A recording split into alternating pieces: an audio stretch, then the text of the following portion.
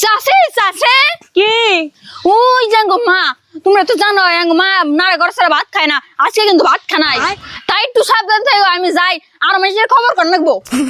হ্যাঁ ছাগল খা খা খা খা रुको जरा। বুঝি ছাগলটা খাইবার দিতা শুন তো না খবর নিয়ে ঘুরতাছে ফুলাই তো সবাই খবর কই গেল ই জামুনে তাই এনে তো কথা কম যাব না।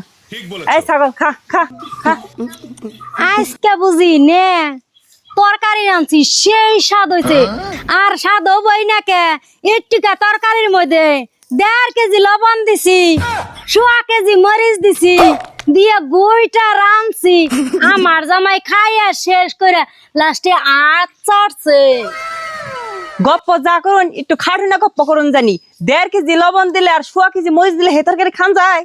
খাড়ুক মনে না খাড়ুক তাই তো আর কিলো আমার জামাই খাইয়া একটু স্বাদ কইছে আর গলা খাই জানা রাখার বন্ধ খাইতে যাবেন নছি পায়ে পাড়াতে না রাখো না ওই আমার কথা কান দাস না কা ও যেমন আমার কথা গুরুত্ব দিবা না নে যাইলা আজকে যাইয়া শান্তি আলে ভাত খামু যাই এমন মানুষে খালি নারাই কবা নিকে ঘুরে নারাই করলাম ঠিকই কিন্তু শান্তি মতন নারাই করা হারলাম না। হে যদি একটু জব দিত তাহলে একটু মনের মতন হইতো নারাই।